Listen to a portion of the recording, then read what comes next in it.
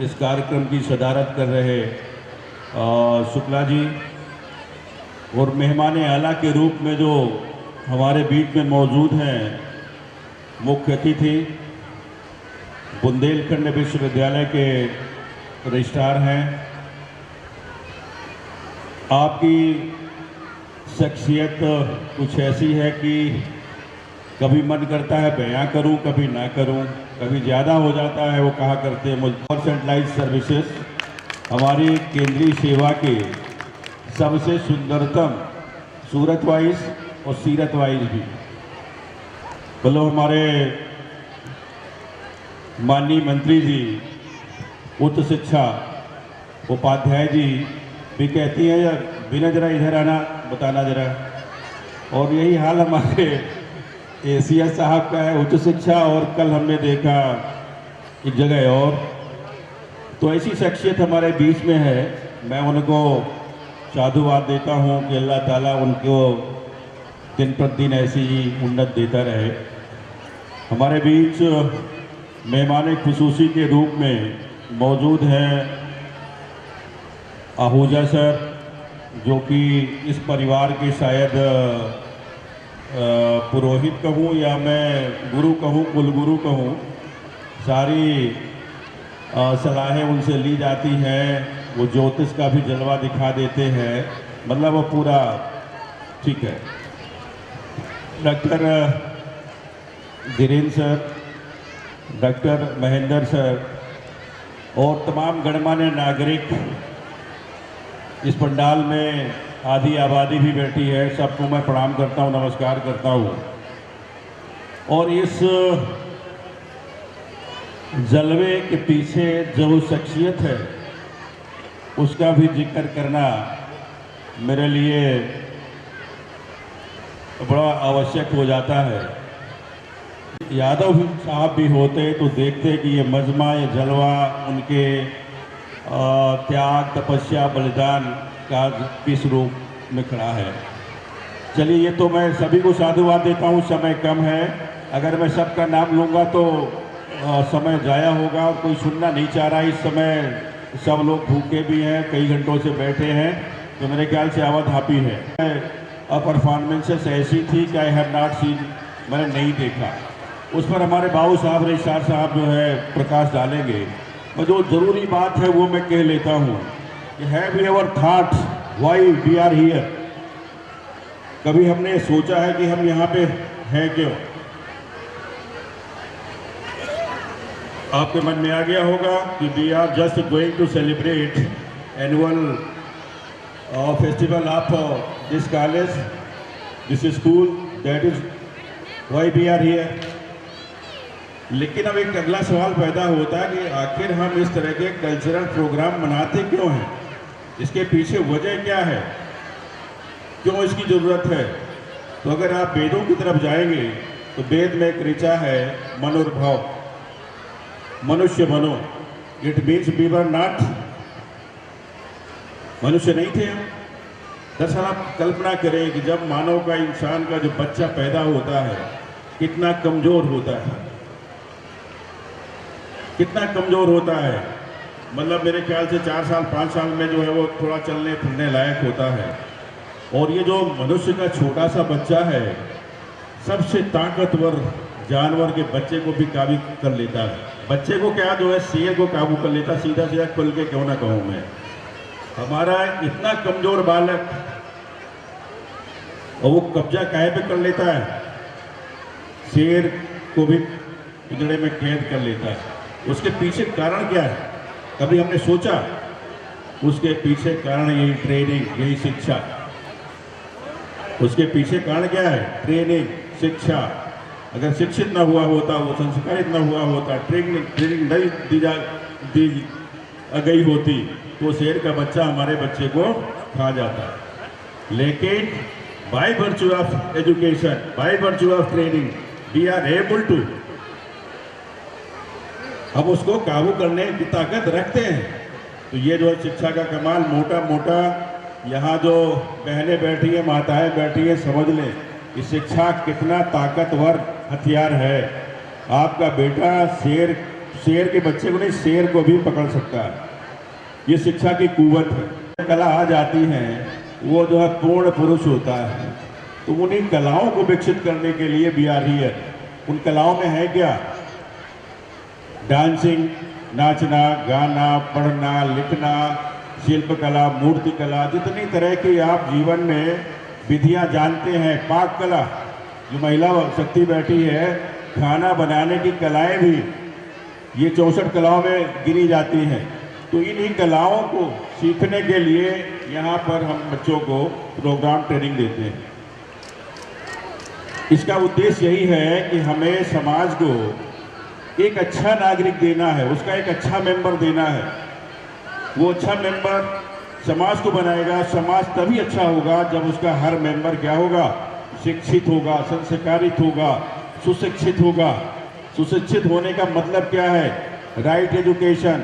Right education का आशय यही है कि ऐसी कला, ऐसा ज्ञान मेरे अंदर आ जाए कि मैं सही को सही कह सकूं, गलत को गलत कह सकूं, मैं अंधभक्त न बनूं।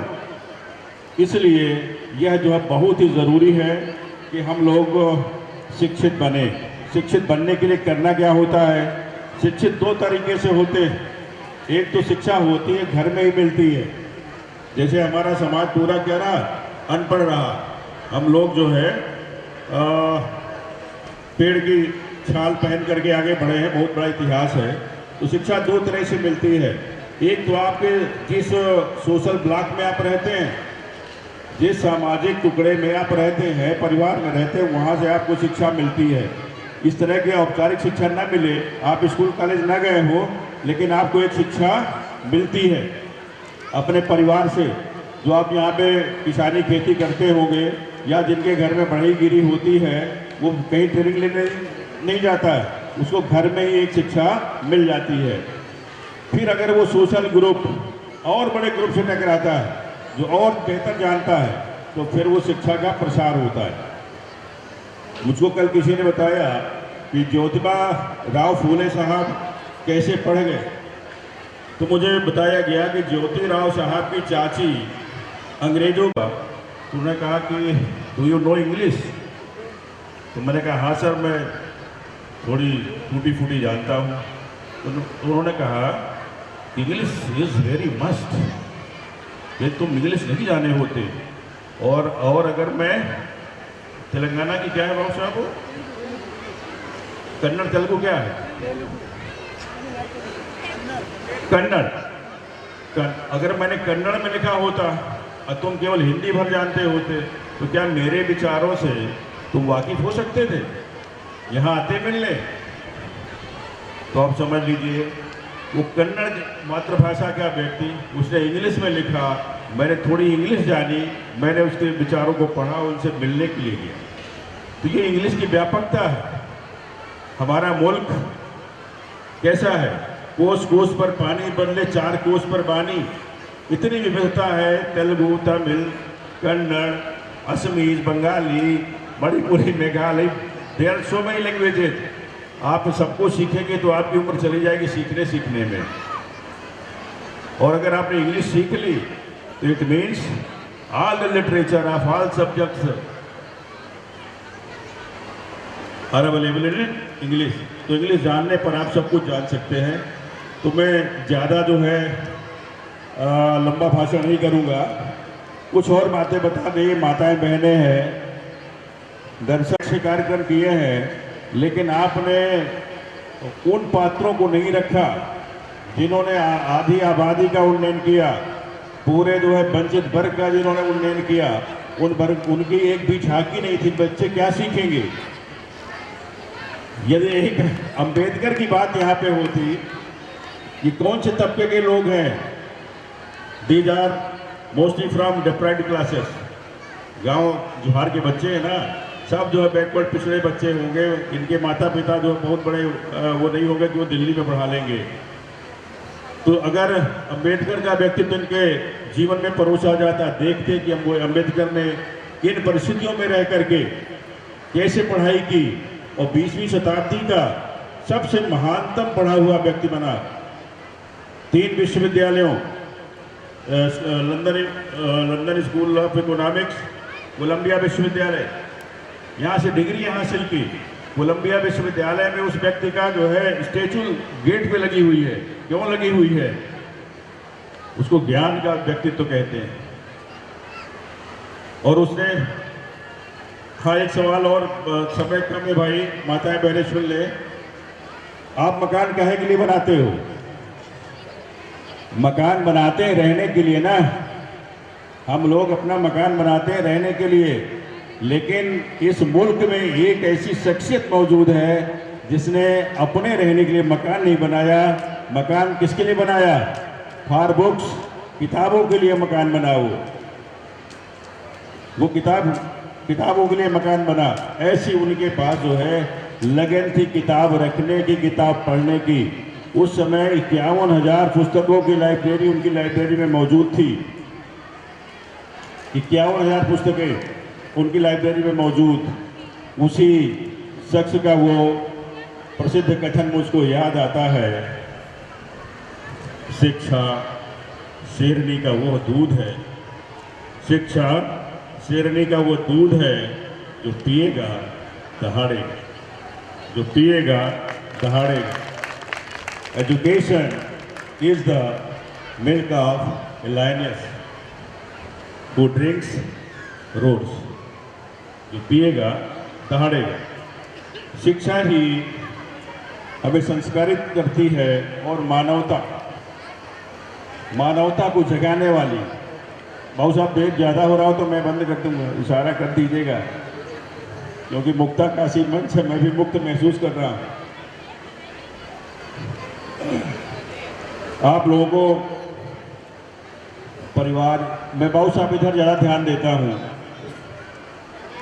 एक महिला अपने परिवार की मुखिया होती है कि नहीं होती? आप लोग कहोगे कि नहीं होती है। सारा तो जो है नियम कर्म धर्म तो हमारे हस्बैंड बताते हैं, लेकिन वास्तव में आप क्या होती हो? घर के आसमां में सुराख होता नहीं, एक पत्थर तो तबीयत से उछालो यारो, एक पत्थर तो तबीयत से उछालो यारो। हौसला अफजाई करने के लिए बच्चों का और एक आध शेर में पढ़ देता हूँ। तूफानों से आंख मिलाओ, तूफानों से आंख मिलाओ, सैलाबों पर वार करो। तूफान मीन्स बच्चे जान रहे हैं ना, तूफान सैलाब कहते हैं, बहुत बड़ी जलराशि होती है जो पानी की।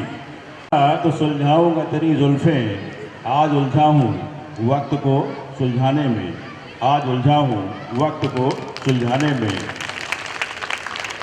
मोहब्बत से मुझे, बाबू साहब छोड़ने का मन नहीं कर रहा, आप इशारा कर रहे हो। मोहब्बत से मुझे बुला लेना चाहे जिस वक्त, मोहब्बत से मुझे बुला लेना चाहे जिस वक्त, मैं गुजरा हुआ वक्त नहीं वापस ना सकूं, वापस ना सकूं।